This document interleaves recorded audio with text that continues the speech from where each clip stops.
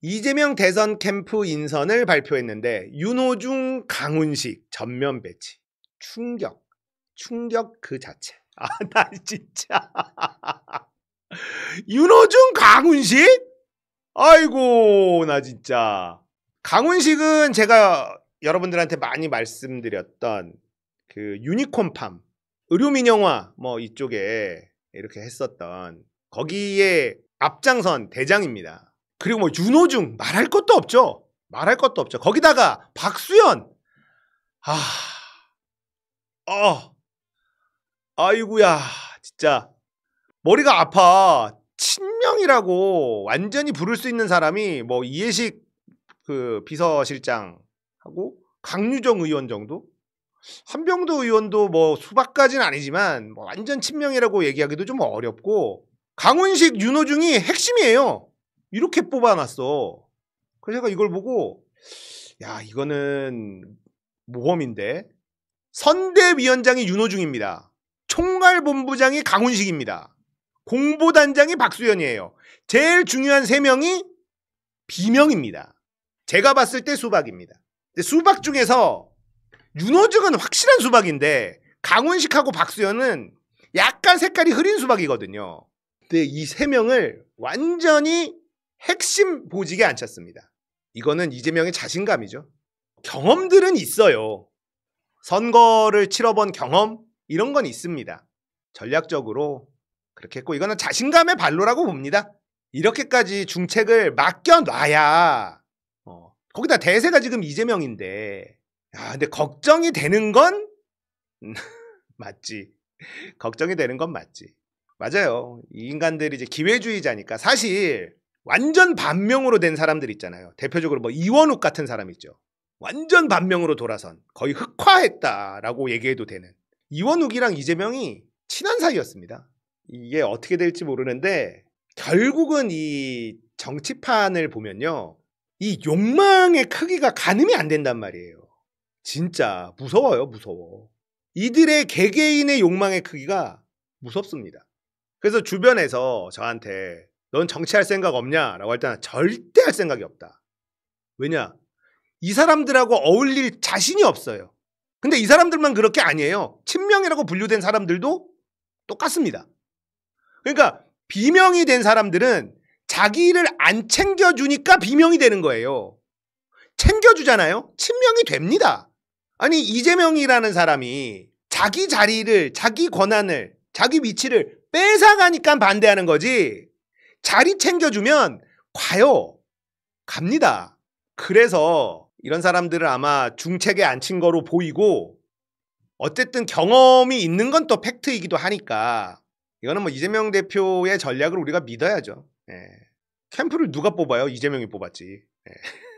그렇다고 해서 이 윤호중이나 강훈식이나 박수현이 이재명에게 호의적이지 않다라고 해서 국민의힘 것들하고 비교하지는 맙시다. 그 인간들하고는 또 달라요. 그 인간들은 사람 새끼들이 아니에요. 자기 자리가 위태해지고 자기 권한이 위태해지면 반대 설 수 있는 거죠. 이재명 대표의 전략이니까 믿어야죠. 한병도, 윤우덕, 그다음에 김영진, 이해식, 강유정. 이해식, 강유정은 확실히 친명이기는 한데 걱정이 돼. 난 좀 충격받았어. 많은데 할 사람. 이재명 대표를 믿고 이번 선거도 또 감시를 잘 해야 되겠습니다.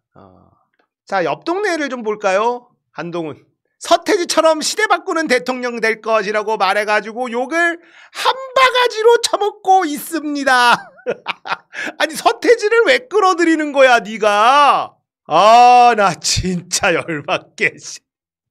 가뜩이나 비호감도가 높아 죽겠는데 서태지를 끌어들이면서 정치교체, 세대교체, 시대교체를 이루겠다. 서태지를 언급하면서 시대를 바꾸는 문화대통령이 되겠다. 시대교체는 어느 한순간 폭발하듯이 일어난다.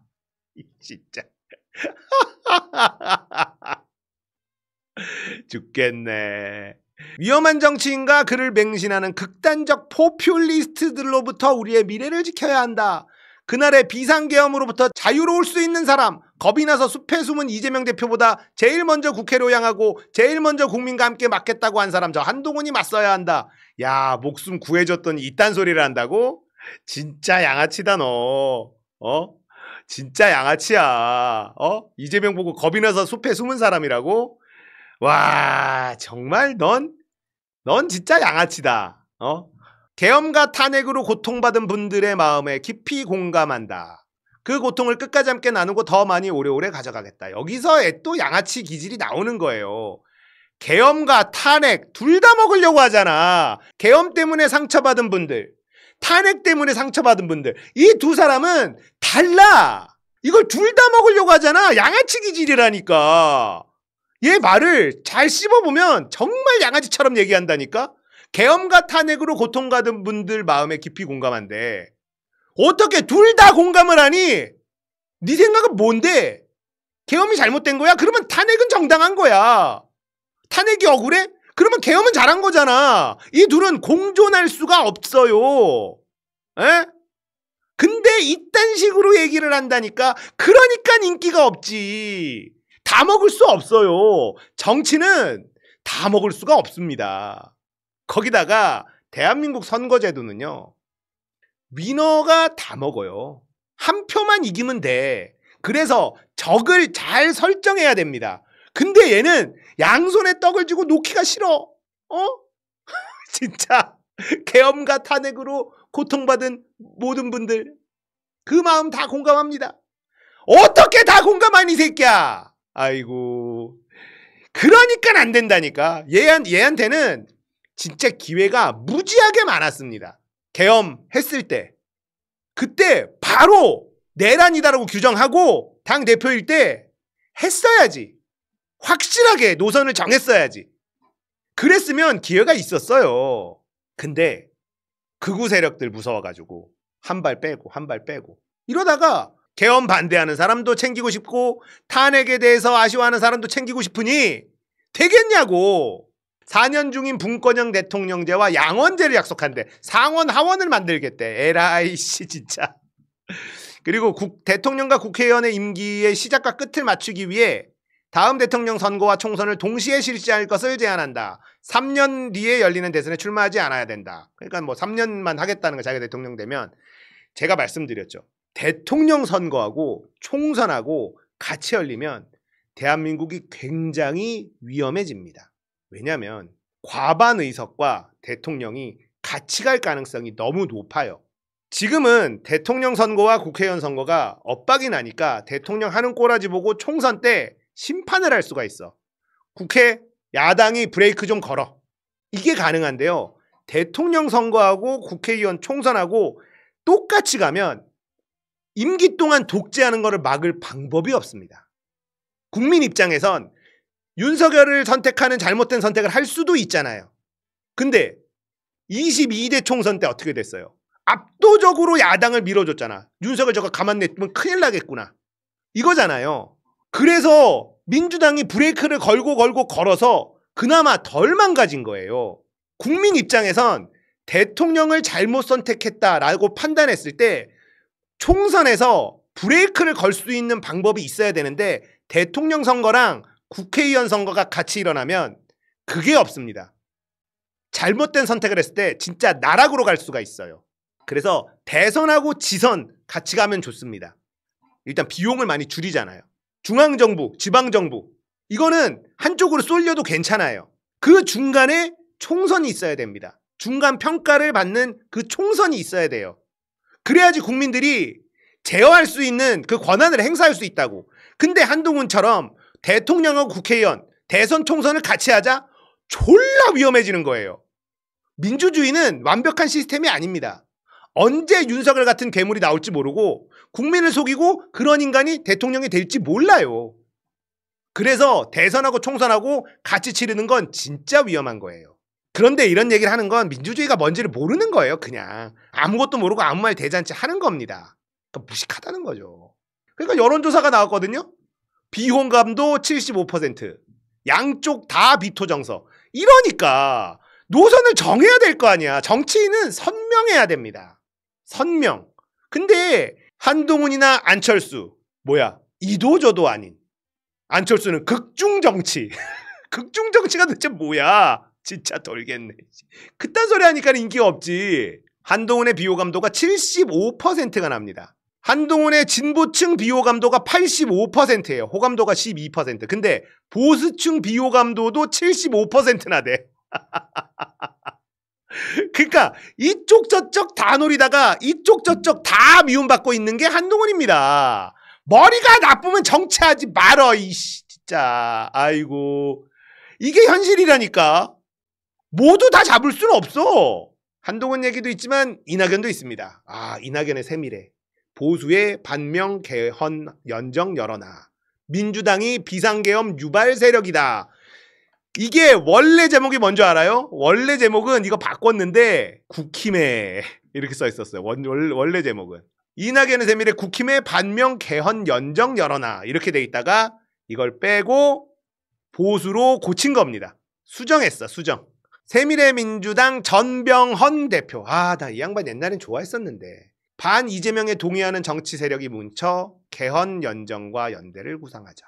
민주당 이재명 전 대표가 비상계엄 유발 세력이라면 탄핵으로 물러난 대통령의 버금가는 정치적 책임을 져야 한다. 이게 말이 됩니까? 이재명 때문에 계엄이 일어났다. 이런 얘기를 처하고 있습니다. 민주당이 이재명이 계엄 유발 세력이래요. 민주당에서 그런 혜택을 처받았던 인간이 민주당한테 자리 안 준다고 이지랄을 하고 있네. 와 인간 아니다 진짜. 극단적인 선거제도를 받고 다양한 계층을 대표하는 다당제를 실현하고 진영 간 극단적 대결을 제도적으로 방지해 협치를 강화해야 한다. 좋은 말을 막 써놨잖아. 이건 뭐야? 나도 좀 껴줘라. 나도 좀. 근데 국민들로부터 선택받을 수는 없으니 제도적으로 나 좀 껴주는 제도를 만들어줘라. 이겁니다. 개헌연합 세력이 집권하면 즉시 국회와 공동으로 개헌 추진 공론화위원회를 설치해서 2028년 총선 이전의 결과를 내도록 하는 것이 국민을 통합할 수 있는 유일하고 현실적인 방안이다. 여기서 국민을 통합할 수 있는 방안은 뭐야? 나도 껴주는 방안, 내가 들어갈 수 있는 방안, 나눠 먹을 수 있는 유일하고 현실적인 방안, 이겁니다. 해설이 필요해. 그럴싸한 단어들로 포장했지만 결국은 뭐냐? 나 좀 껴줘라. 나는 국민들이 안 뽑아줘. 국민들한테 선택받을 능력이 안 돼. 그러니까 제도적으로 나도 먹을 수 있게 좀 나눠 먹자 이것들아. 니들만 먹니? 이거예요. 이렇게 해석하면 됩니다. 새미래는 위기의 대한민국을 정상국가로 만들 수 있는 유능하고 도덕적이며 국민께 헌신할 후보를 보유하고 있다. 그게 누구냐? 이낙연!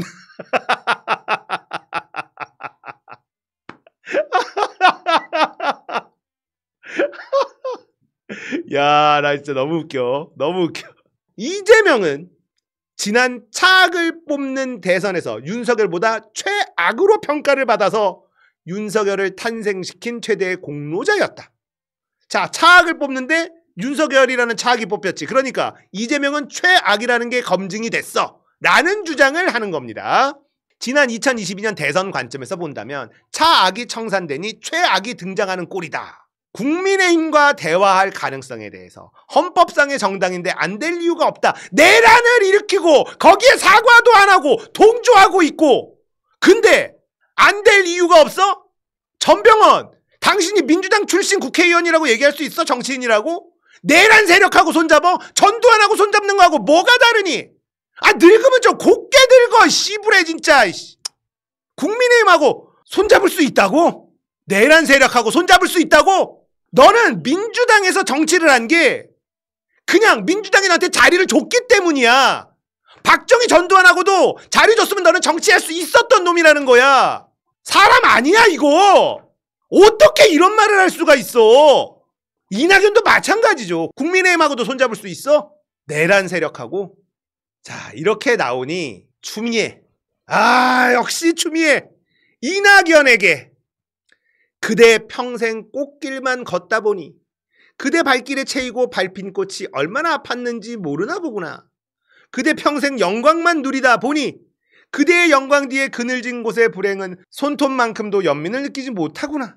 예전 전두환을 칭송했던 그 펜대를 돌아볼 때 검찰 쿠데타를 일으킨 자를 대통령으로 만들고 내란으로 국민에게 엄청난 고통을 안긴 세력의 품에 그대가 안긴다 한들 하나도 이상할 건 없다만 내란 수괴에게 내란 유발자는 극우 유튜버라고 오늘자 한겨레가 그러던데 전직 국회의장도 윤석열이 극우 유튜버가 하던 말대로 따라 하더라고 그랬다던데 서울법대 안 나와도 그 정도 짐작은 어려운 일이 아닐 텐데 영변의 약산 진달래는 나보기가 역겨워 가실 때 고이 보내겠다고 민주주의 대한민국이 위기마다 행동하는 양심으로 나서라고 꾸짖으신 김대중 대통령님의 민주당 심정이라네.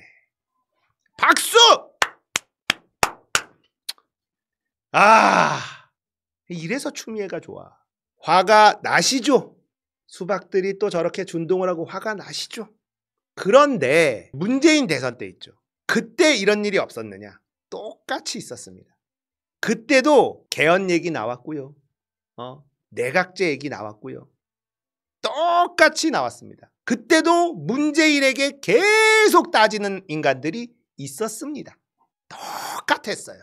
노무현 때는 없었을까요? 노무현 때는 후단협이라는 게 있었어요. 후보 바꿔야 된다.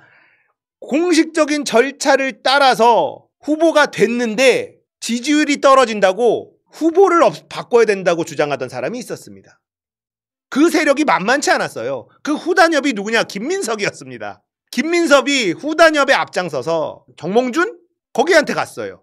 그 이후로 민주당 당원들, 민주당 지지자들한테 찍혀가지고 20년 이상 야인 생활을 했습니다. 지금 완전히 달라졌지만 그때는 엄청 미웠습니다. 자, 이낙연은 국민의힘하고도 손잡을 수 있다. 이거 사람이라면 해서는 안 되는 거예요. 내란 세력하고 손잡는 게 가당키나 합니까? 이재명 캠프의 수박들 때문에 불안하지만 이거는 뭐 이재명 대표를 믿으면 될 것 같고 한동훈과 이낙연 꼬라지 보아하니 이번 대선이 크게 걱정이 되지는 않는다. 지켜봅시다.